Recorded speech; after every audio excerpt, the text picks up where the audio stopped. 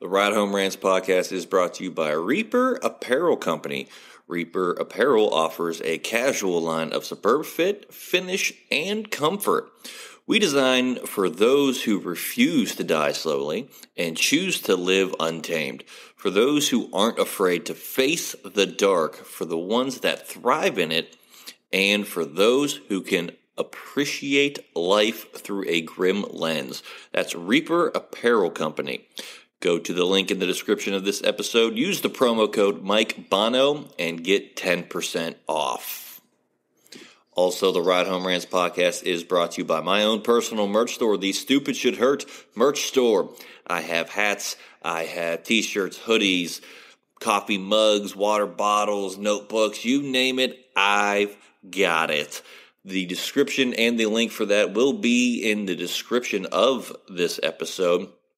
Also, right now, if you use the promo code WELCOME, I will give you 5% off of your first purchase. That's the Stupid Should Hurt merch store.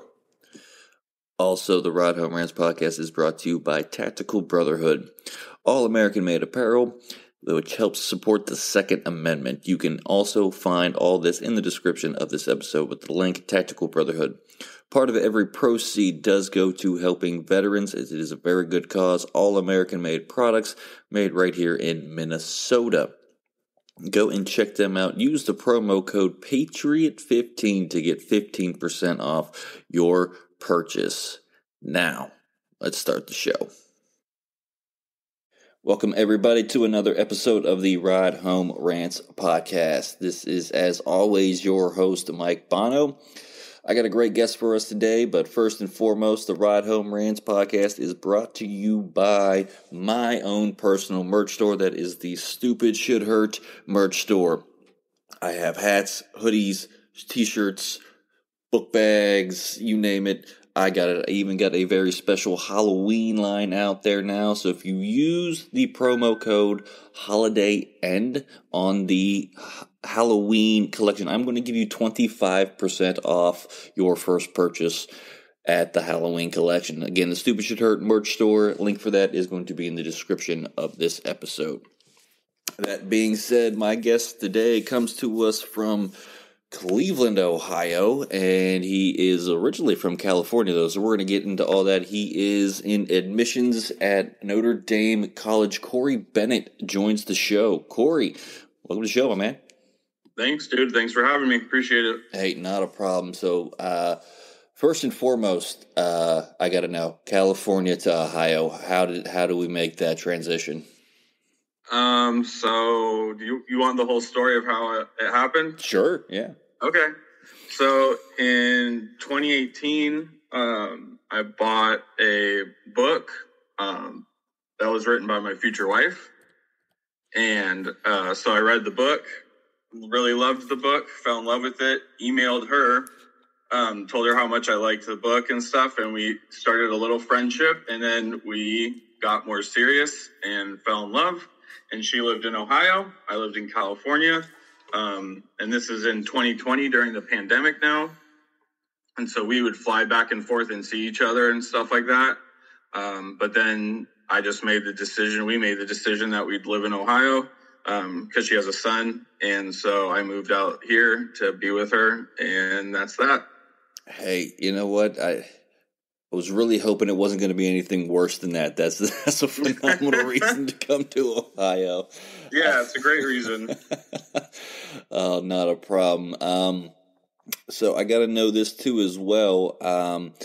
You were a former college baseball player. Is that correct too as well in saying? Yeah, just JUCO, like community college. Okay, so what was the recruitment process like for that? Is it just you went there, walked on, or were you actually recruited to play baseball? I played in high school, and one of my coaches was also the coach for the community college in the area, Solano Community College. And so he told me to, he kind of recruited me to play for them. And then I tried out, made the team, and that was that. So it was fun for sure. Yeah, I know how college sports can be, being a former college athlete myself, but in swimming. But much different process than that. Yeah, it was pretty casual. So it was easy. Well, that makes life a little easier too as well. But while doing that, you also were able to get your bachelor's and master's degree. So what do you have those degrees in?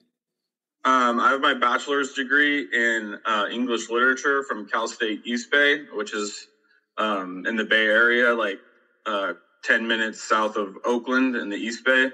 And then I got my master's in creative writing from the University of Nevada. So you've been kind of all over the place. I mean, you're looking like California, Nevada, and now Ohio. Yeah, for sure. Go ahead. That's just always strange to me because, I've lived in 2 states, and that's West Virginia and now Ohio. And kind of like you, met my wife. She lived in Ohio. She had a kid. I live in Ohio now. But, so. Yeah.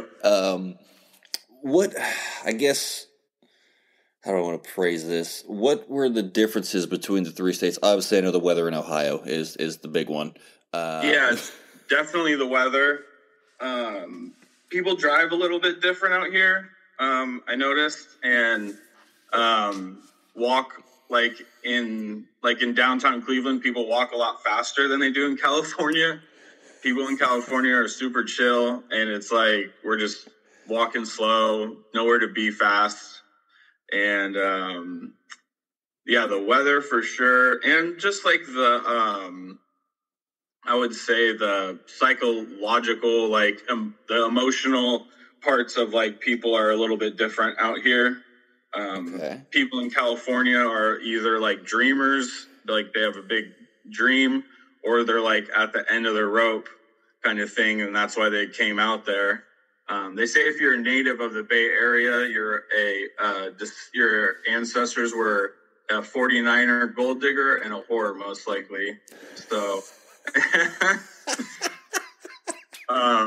so those are the people I come from. So, yeah.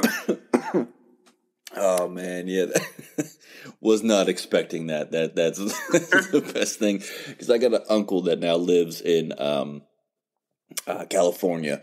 His job took him out there. He's a corporate lawyer, so I mean, he's been all over too, like you. But I got to go back to this point that you said about the driving because I've been complaining about the driving in Ohio for like 5 shows in a row now on my comedy tour. So I need to know what's the big difference with driving. Like when you're on the freeway, because I was in Columbus for a while. And I moved up here to work. And so me and my wife would drive back and forth between Columbus and here because she stayed there and I stayed here with the in-laws while we found a place. And on the freeway, people will just tailgate you super hard. And in California, there's usually 4 or 5 lanes. So people just switch lanes and get out from tailgating you. So that's the biggest thing I've noticed. Oh my God, Ohio drivers are the worst. I'm gonna say it. I'm gonna say it here publicly. I've said it on stage. Ohio drivers are the worst. Yeah. It's just like, okay, so a little quick story too as well. I'm recently moving too as well. I'm in the middle of doing all that and remodeling this home before we can get into it. So I'm moving. I got my truck literally stacked like I can't see out my back window. That's how much stuff I have in there and tied down. And I could see in my rearview mirrors that there's a guy tailgating me on a 4-lane highway. Nobody on his side. Like, he could clearly just get around me. It's like, just go around. Like, yeah. I'm not going to be going fast. You see what I'm dealing with here. I'm trying to make sure I don't lose anything. And like, it's just people just don't, I don't get it. I can't stand Ohio drivers. Like, they used to make fun of me being from West Virginia, saying that I was the worst driver. I was like, oh no. Yeah. No. Ohio drivers take the cake for the worst drivers on the planet. I stand by that, and I'm going to say that until I'm blue in the face. Yeah, it's super frustrating on the freeway for sure. Like when I first got here, I was like, what the hell is everyone just tailgating me to get out of the way? Why don't they just switch lanes, you know? Yeah, it's like clearly there's another lane that you can get in and go around because people are passing you trying to stay behind me and tailgate me with a truckload of stuff. Yeah. get off my little soapbox there about Ohio drivers there. Get back to this. So you moved to Cleveland because now you're working at NDC in admissions.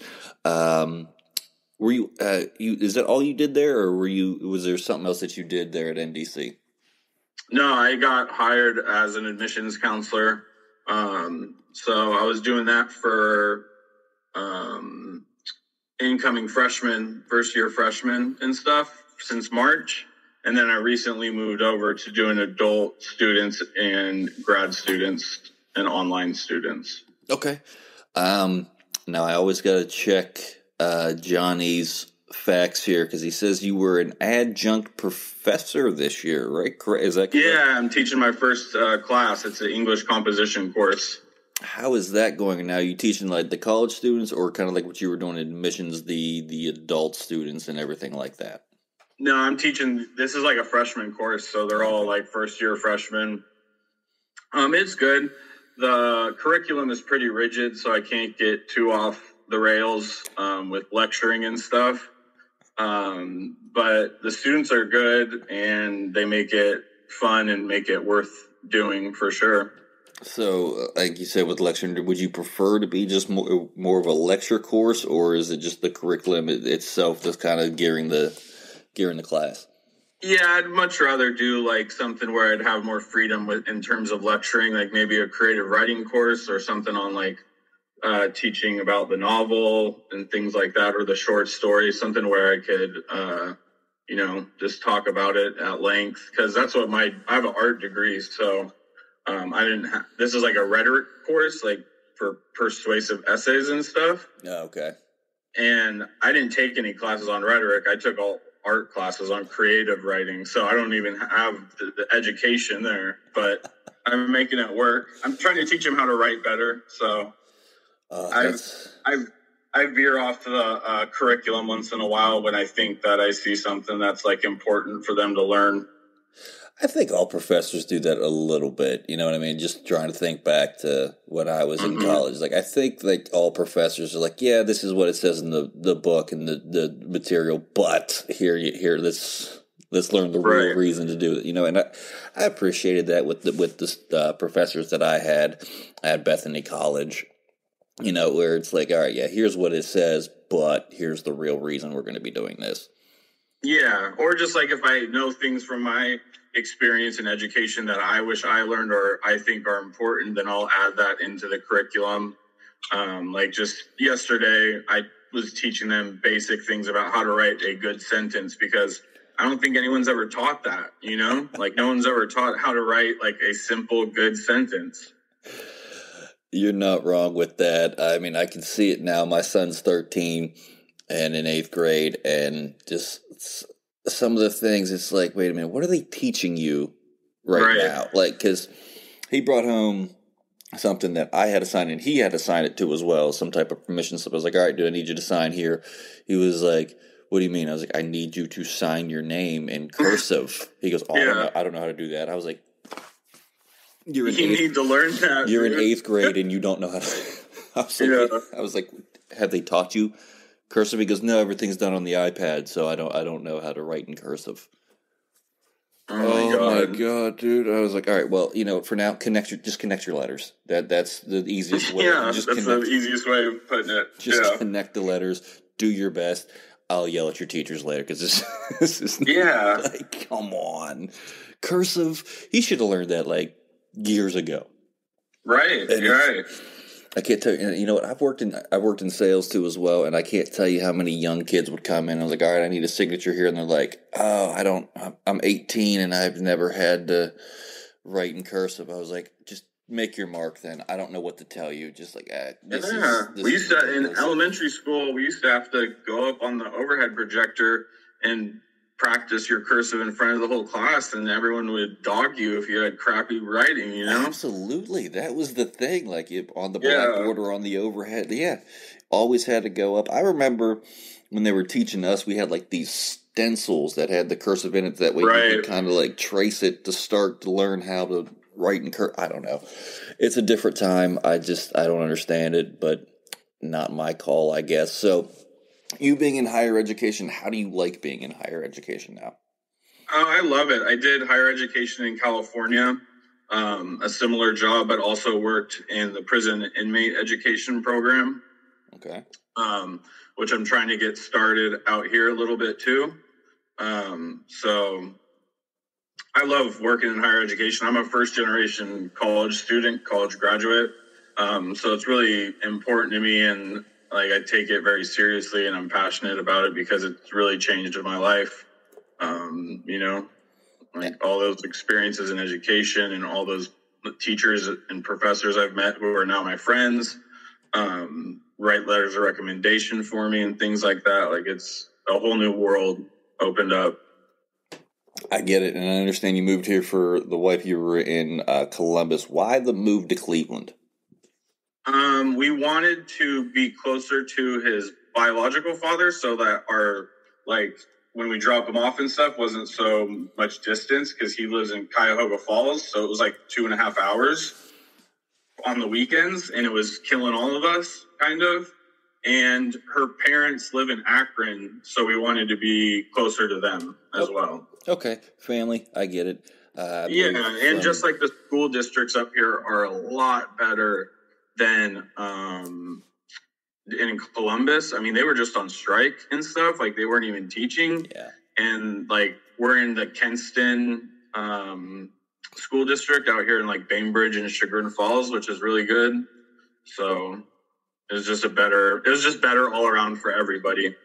Yeah, I don't understand the Columbus teacher strike. I really don't. Going off topic, and it worried me because I live in Zanesville, so I'm pretty close to Columbus. Mm-hmm. I hope this doesn't trickle down to my son's school district and everything like that. Well, if they're doing it, we should, you know what I mean? And I was just like, oh God, this better not happen. My brother-in-law teaches at the school where my son goes, and I was like, please tell me there is no chance of a strike happening, because through 2020, I realized 6th grade math, I'm out. I cannot help him. I cannot homeschool this man. Like, I'm a comedian. Like, this is not. That's how I feel. My wife's like, are you going to help him when he has his math homework in high school? And I'm like, oh, I don't know about that. No, 6th grade math, I'm out. I can't help him. Yeah. I'm out. Just Common Core stuff. I don't know. I'm out. I don't know it. Yeah, for sure. Me and my wife both have the same degree, so we're both art degree majors, so we don't know any of that, like science and math stuff. Oh yeah, I mean, my wife's like history, everything like that. That's her, and math and everything like that. The fun stuff of school, I guess you would say. He's in. We have what's called VOAG. What that is he actually, there's a farm by the high school, and they take the junior high kids up there to learn how to take care of the animals and stuff like that, and to be able to run a farm if you wanted to. And we come from the country, so it's good for him to know that, because my wife and I do have a dream of owning our own farm one day. So they had that where I grew up too, because I grew up in the outside of San Francisco. Okay. In the what San Franciscans and city people would consider the country.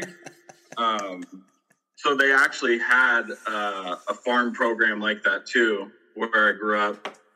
Yeah. And my parents now live really deep in the country in California on 5 acres of land out there. Okay, that's a decent amount of land to have. I would love to have another 5 acres again, but not in the cards it's right nice. now. But so now I love this part of the show because it is the fun part of this show. You work directly under the wonderful manager of this podcast, Johnny Fitty Falcone. Yep. What is that like? It's good. I like him. He's super flexible. Like, if anything comes up in my life, like I need to take care of, he's super cool about that. And he's just like, he can't help but exude coach energy all the time. Which is, I like it. He's very positive and like has a lot of energy. Whereas I'm like usually kind of tired and slow with things. So it's pretty fun. And he makes things just like exciting. Like when he interviewed me, like he made me excited about the position and stuff. So honestly, I got no complaints working under him. He's probably the best manager, supervisor I've ever worked under, for sure, I would say. Absolutely. He's the best manager I've had, and he's been helping me run this podcast for 2 years now. And, I mean, he's been phenomenal. I've known him since college. Yeah. And I wish I had a third of his energy. For sure. It's hysterical to this point in time now because like my phone doesn't go off all the time as much as normal comedians probably do. Like the only people that text or call me are my wife and Fitty, and that's it. So when she's there, she's just like that old fit sickle texting or calling you again. And when he calls me, she's like, "So does he need you for these conversations, or because there's a lot of times I'm sitting there going, yeah, man, yeah, yeah, okay, yeah, yeah, I like it." Right. I was just like, my man's got a lot of energy, and I love it. I love Fitty to death. Yeah, for sure. It's good to be around him. It's contagious. Absolutely. Working under him, though, you have to have a good Johnny Fitty Falcone story from up there at NDC. I don't even know. Put me on the spot. I'd have to think about that one. A good one. All right, well, I'll get back to you. We'll give you a minute because this man, I can tell you this, like even in college, for the longest time, I'll tell everybody this, I did not know his first name was Johnny or that his last name was Falcone. I knew him as Fitty because I was at the sports complex a lot like him. He was in football, I was in swimming, so we were both kind of in the same area a lot of time. And when he transferred from Youngstown to Bethany, he was introducing himself to his new teammates and everything like that in the football field. One of my good buddies was there, and he was like, "Oh, hey man, you're new to the team. What's your name?" He goes, "Oh man, I'm Fitty from the city," is how he introduced himself. So from there on out, I was like, all right, that's Fitty from the city, apparently. That's Fitty from the city, yeah. That's hilarious. And then we had a class together, and I'm sitting there, and they were like, all right, John Falcone. I was like, who the hell is John Falcone? I know, like, there's like 900 people that go to this school. I know almost everybody. Yeah. And I was like, that's Fitty. That's not John. Yeah. John. It's Fitty from the city. That's who that is. Yeah. That's kind of like my first meeting with good old Johnny. And when I first met him, I met him on Zoom because he interviewed me, and he took me around the campus, like introducing me to people and everything. And this fool knew everybody, bumping fists and talking to everybody. And he was just the most social dude. So that was pretty funny. I was like, how does this guy know everyone? Jesus. The people that he has gotten for this show alone blows my mind. Yeah. The people that he knows, I know like 3 people, and 2 of them, one's my wife and one's my son. Like, I don't know. That's how I feel, right? Yeah. He's got a long reach. But that being said, you know what? We are running down near the end of the episode, and I got to get this segment in because, Johnny, this is our favorite episode in our segment, and it's the Fast Fitty 5 random questions from the wonderful manager of the podcast, Johnny Fitty Falcone.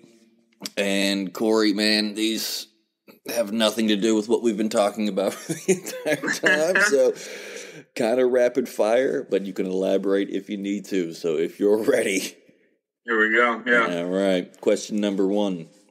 Would you rather drive a fire truck or a semi-truck to work for a week? Fire truck. Fire truck, all right. Because I could just blare the sirens and go through intersections and red lights and stuff. I'm with it. I like that. That's a good answer. Number 2, is James Patterson an overrated or underrated writer? Definitely overrated. I think he has like some sort of factory where he has other writers writing his stories for him. Okay, yeah, I'm with it. I'm not a big James Patterson fan either, so I was kind of glad you went that way. Question number 3. Oh my God. If you could be a transformer and turn into either a riding lawnmower or a chainsaw, which would it be? A chainsaw for sure. I wouldn't want people sitting on me. Question number 4. Would you rather be Ronald McDonald or Norm McDonald? Ronald, I think. Ronald? I think he gets paid more. I would say, definitely with the McDonald's franchise, that's the way to go. Yeah. Okay. Would you rather have the nickname Tank or Hammer? Hammer. Hammer? All right. Yeah. I feel like he went easy with you on the Fast 55 because that was some of the easier questions that we've had. Yeah, I've heard some hard ones on here before. Yeah, there's some ones that it's like, I don't know how I'm going to get through reading this without laughing halfway through it, because I think that's what he's trying to do, is just like, can I make the comedian laugh while he's trying to answer this question? Yeah. But all right, Cory, we are running down near the end of the episode. I give every guest this opportunity at the end of the show, so if there's anything you want to promote, whether that be for NDC, anything like that, or even if it's just a good message you have to get out there, I'm going to give you about a minute, and the floor is yours, my man. Okay, yeah, so if you're looking for a good college to go to, or and you're an adult student or a grad student, want to get your master's degree, I'd definitely come to Notre Dame. It's like a family out here. The community is real good, real tight. Got a lot of cool sports teams, and it's in a good area, beautiful campus. And I'll plug my wife. She's a writer, Mila Jaronic, Jaroniec. And she has a book published, and she's getting another one published right now. So I would check that out. And that's all I got. Thank you. Hey, not a problem. Got to give the wife a little bit of love there. I get it. Yeah, for sure. Tell you what, for you and for that, I will put her name and everything like that in the description of this episode, so everybody can go and find her and find those books for her, especially when the new one comes out. Not a problem, man. I love helping out whenever I can. But that is going to do it for this week's episode of the Ride Home Rants podcast. I want to thank my guest, Cory, for coming on. This was a lot of fun, my man. I love people that have good fitty stories, too, as well. Just people that know him and can talk about that. So I think the listeners and viewers can understand the man's energy a little bit more. For sure. But that's going to do it. As always, if you like the show, be a friend, tell a friend. If you didn't, tell them anyways. They might like it just because you didn't. That's going to do it for me, and I will see y'all next week. The Ride Home Rants podcast is brought to you by Dubby Energy. Energy drinks made for gamers, streamers, and podcasters alike. For gamers, streamers, and podcasters alike.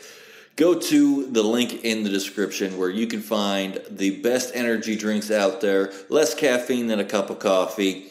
Also, no jitters and no crash afterwards. Use the promo code Mike Bono and get yourself 10% off.